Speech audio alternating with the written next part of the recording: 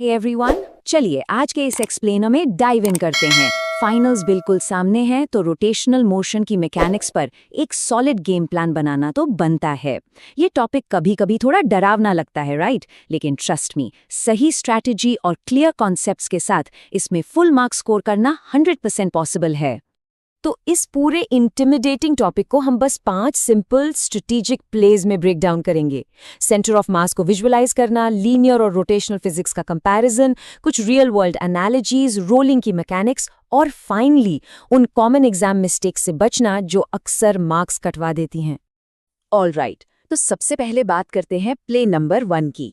Centre of mass को visualise करना, यानी वो परफेक्ट बैलेंस पॉइंट खोजना। देखिए, सेंटर ऑफ मास वो स्पेसिफिक पॉइंट है जहां हम मान सकते हैं कि किसी भी बॉडी का पूरा मास कॉन्सेंट्रेटेड है। अब एग्जाम में कॉम्प्लेक्स ट्रेजेक्टरीज कैलकुलेट करते टाइम इन स्टैंडर्ड शेप्स के ब्लूप्रिंट्स को मेमोराइज करना एक मैसिव एडवांटेज देता है। मतलब अगर यूनिफॉर्म रॉड है तो सेंटर ऑफ मास एकदम बीच में, यानी L/2 पर होगा। डिस्क और स्फीयर के लिए ये उनके ज्योमेट्रिक सेंटर पर होता है। ट्रायंगुलर लैमिना के केस में सीधे सेंट्रॉइड पर जाइए, और अगर कोन आ जाए तो बेस से H/4 की हाइट पर। इन फिक्स्ड पॉइंट्स को टिप्स पर रखने से एग्जाम में बहुत सारा टाइम बचता है। और हाँ, यहाँ सबसे क्रूशियल पॉइंट जो याद रखना है वो ये है कि सेंटर ऑफ मास के मोशन पर इंटरनल फोर्सेस का कोई भी असर नहीं होता। सिस्टम के अंदर के पार्टिकल्स आपस में चाहे जो करते रहें, जब तक कोई बाहरी फोर्स नहीं लगता, इस सेंट्रल पॉइंट की जो ट्रांसलेशनल जर्नी है वो बिल्कुल नहीं बदलती। अब आते हैं हमारे सेकंड प्ले पर, लीनियर वर्सेस रोटेशनल फिजिक्स। यहाँ हम उस कॉन्सेप्चुअल गैप को भरेंगे जो अक्सर कंफ्यूजन क्रिएट करता है। ये बहुत ही इंटरेस्टिंग चीज़ है। रोटेशनल फिजिक्स ना दरअसल उन लीनियर कॉन्सेप्ट्स की ही मिरर इमेज है जिन्हें हम पहले से जानते हैं। ये टेलीमेट्री रीडआउट देखिए। अगर लीनियर मोशन के फॉर्मूले क्लियर हैं तो समझ लीजिए रोटेशनल फॉर्मूले ऑलरेडी याद हो गए। जहां डिस्प्लेसमेंट s था, वहां बस एंगुलर डिस्प्लेसमेंट थीटा लगा दीजिए। वेलोसिटी v बन जाती है angular velocity omega. Acceleration a की जगह एंगुलर एक्सेलरेशन अल्फा ले लेता है। और सबसे इंपॉर्टेंट, मास को रिप्लेस करता है मोमेंट ऑफ इनर्शिया I, और फोर्स बन जाता है टॉर्क टाउ। Simple, right? इसको ऐसे समझते हैं कि मोमेंट ऑफ इनर्शिया लिटरली मास का ही रोटेशनल एनालॉग है।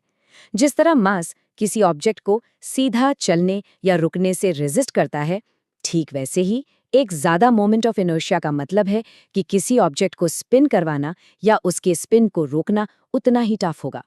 चलिए मूव करते हैं प्ले नंबर 3 पर, जहां हम रियल वर्ल्ड फिजिक्स एनालॉजीज देखेंगे ताकि ये सारे फॉर्मूले दिमाग में एकदम स्टिक कर जाएं।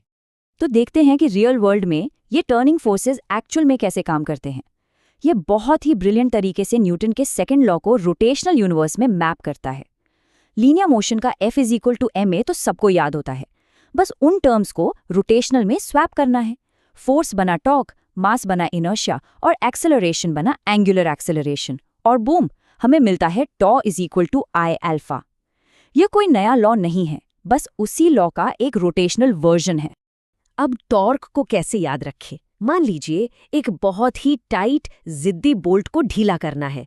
अगर एक लंबे रेंच का इस्तेमाल किया जाए तो परपेंडिकुलर डिस्टेंस यानी लीवर आर्म बढ़ जाता है, और क्योंकि टॉर्क फोर्स और परपेंडिकुलर डिस्टेंस का प्रोडक्ट है, वो लंबा रेंच टर्निंग इफेक्ट को मैजिक की तरह कई गुना बढ़ा देता है।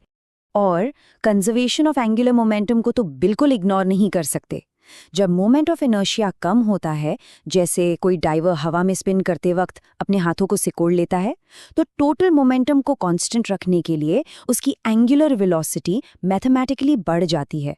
इसी वजह से स्पिन बहुत फास्ट हो जाती है। सेम यही principle ballet dancers, planetary motion और यहाँ तक कि डीप स्पेस में तेजी से घूमते न्यूट्रॉन स्टार्स पर भी अप्लाई होता है। अब आगे बढ़ते हैं प्ले नंबर 4 की तरफ, रोलिंग की मैकेनिक्स। ये वो जगह है जहां ट्रांसलेशन और रोटेशन एक साथ मिलते हैं। रोलिंग मोशन ये अक्सर एग्जाम्स में पसीने छुड़वा देता है, लेकिन अगर इसे सिर्फ फॉरवर्ड मूवमेंट और स्पिनिंग के कॉम्बिनेशन की तरह देखा जाए तो ये बहुत ही प्रिडिक्टेबल हो जाता है।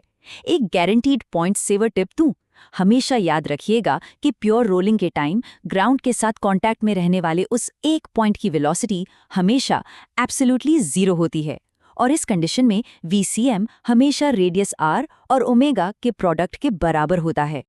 जब किसी स्लोप से नीचे आते हुए एक्सेलरेशन को एनालाइज करते हैं तो ये डेटा विजुअलाइजेशन दिखाता है कि मास का डिस्ट्रीब्यूशन अलग-अलग शेप्स में कैसे वेरी करता है। इसे हम रेडियस ऑफ गायरेशन के स्क्वायर और रेडियस के स्क्वायर के रेशियो यानी k square by r square से देखते हैं।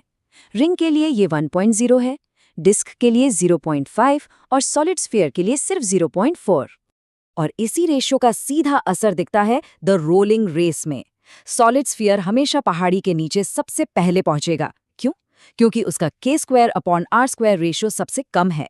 इसका मतलब है कि उसे स्पिन करने के लिए बहुत कम एनर्जी चाहिए होती है और ज्यादातर एनर्जी सीधे आगे बढ़ने में लगती है। तो किसी भी रोलिंग रेस में सॉलिड स्फीयर का जीतना पक्का है। फाइनली आते हैं हमारे लास्ट और सबसे इंपॉर्टेंट प्ले पर। सेक्शन 5 कॉमन एग्जाम मिस्टेक्स से बचना और ट्रैप्स को पहले से एंटिसिपेट करना।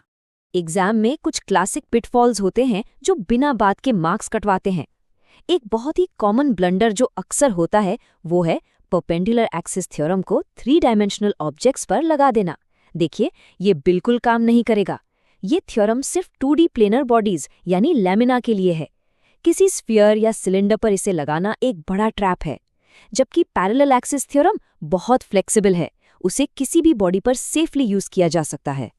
एक और बड़ा ट्रैप, सिर्फ इसलिए कि कोई ऑब्जेक्ट स्लाइड नहीं कर रहा इसका मतलब ये बिल्कुल नहीं है कि वो स्पिन भी नहीं कर रहा। कंप्लीट इक्विलिब्रियम के लिए दोनों कंडीशंस का फुलफिल होना मैंडेटरी है। पहला, नेट फोर्स 0 होना चाहिए और दूसरा, नेट टॉर्क भी 0 होना चाहिए। एग्जाम के स्ट्रेस में फोर्सेस बैलेंस करके टॉर्क को भूल जाना बहुत कॉमन है, तो इस ट्रैप से जरूर बचना है। और इस एक्सप्लेनर को खत्म करने से पहले जरा इस बारे में सोचिए। अगर किसी कोलैप्स होते हुए कॉस्मिक बॉडी पर कोई बाहरी टॉर्क काम न करे तो मोमेंट ऑफ इनर्शिया के श्रिंक होने पर उसकी एंगुलर वेलोसिटी कितनी वायलेंटली इरप्ट होगी। लैब से बाहर निकलकर देखें तो मरते हुए तारों की एक्सप्लोसिव फिजिक्स भी इन्हीं सेम इक्वेशन से गवर्न होती हैं। रोटेशनल मैकेनिक्स की ये यूनिवर्सल पावर वाकई माइंड ब्लोइंग है। तो इस सॉलिड गेम प्लान के साथ अब रोटेशनल मोशन का कोई भी क्वेश्चन फाइनल्स में प्रॉब्लम क्रिएट नहीं कर सकता। Keep practising.